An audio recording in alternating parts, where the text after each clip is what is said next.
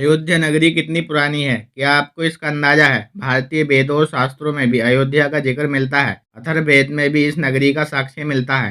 हमारी मान्यताओं में अयोध्या नगरी हमेशा से ही श्री राम की जन्मभूमि रही है। अयोध्या का धार्मिक इतिहास तो हमने रामायण में पढ़ा है, लेकिन इसके इतिहास का एक पन्ना विवादित भी है। हम बात कर रहे हैं बाबरी मस्जिद और इससे जुड़ी घटनाओं की।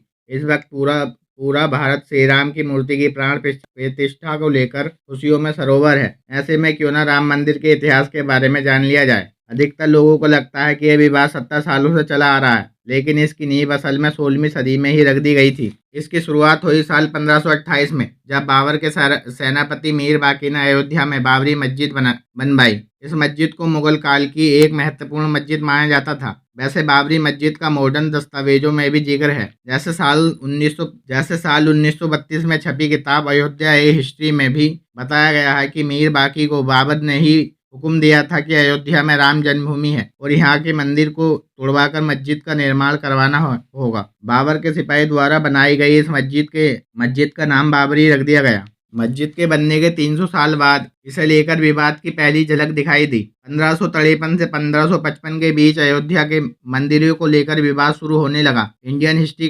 कलेक्टिव की रिपोर्ट बताती है कि उस वक्त सुन्नी मुसलमानों के एक गुट ने हनुमानगढ़ी मंदिर पर हमला कर दिया था। उनका दावा था कि यह मंदिर मस्जिद को तोड़कर बनाया गया है, हालांकि इसका कोई भी सबूत नहीं मिला। एक रिपोर्ट कहती है कि साल 1558 में निहंग सिखों के एक दल ने बाबरी मस्जिद के अंदर घुसकर हवन पूजन किया था। उस वक्त इस घटना के खिलाफ पहली बार एफआईआर की गई थी और लिखित में यह विवाद सामने आया था। उसमें लिखा गया था कि अयोध्या में मस्जिद की दीवारों पर राम का नाम लिख दिया गया और उसके बगल में एक चबूतरा बना दिया। साल 1859 में अंग्रेजी सरकार ने इसके बीच एक दीवार खड़ी कर दी, जिससे हिंदू पक्ष और मुस्लिम पक्ष शांति से अलग अलग स्थान पर पूजा और इबादत कर सकें। यहीं से पहली बार राम चबूतरा शब्द प्रचलन में आया था। अब तक अयोध्या की जमीन को हर पक्ष अपने लिए मांग रहा था, लेकिन इलाहाबाद हाई कोर्ट ने इस जमीन को 3 हिस्सों में बांट दिया और इसके तहत 1/3 हिस्सा निर्मोही अखाड़ा को, 1/3 हिस्सा सुन्नी वक्फ बोर्ड को और 1/3 हिस्सा रामलला विराजमान को दिया गया। इस फैसले ने पूरे देश में विवादों को जन्म दिया। इसके खिलाफ एक बार फिर से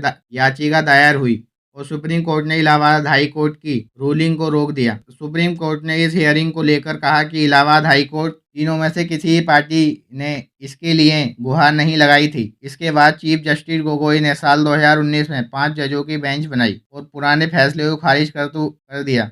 8 मार्च 2019 को 2 दिन की सुनवाई के बाद जमीनी विवाद को आपसी सहमति से सुलझाने की बात एक बार फिर से कही गई। नवंबर 2019 आते आते सुप्रीम कोर्ट ने हिंदू पक्ष के हित में फैसला सुनाया और राम मंदिर को एक ट्रस्ट के जरिए बनवाने का आदेश दिया। इसके साथ सुन्नी वक्फ बोर्ड को 5 एकड़ जमीन दी गई। दिसंबर तक इस मुद्दे पर कोई भी पिटीशन फाइल की गई और सुप्रीम कोर्ट ने इस मुद्दे को खारिज कर दिया।